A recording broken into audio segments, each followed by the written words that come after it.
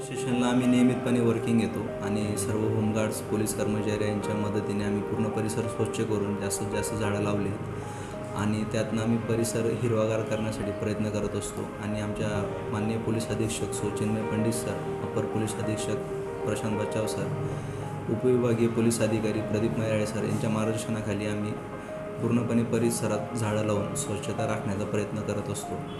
तर तसंच आत्ताच पावसाळा येत असल्याने मला सर्व जनतेला सांगावंसं वाटतं की प्रत्येकाने एक झाड लावून परिसर हिरवागार करण्याचा प्रयत्न करावा.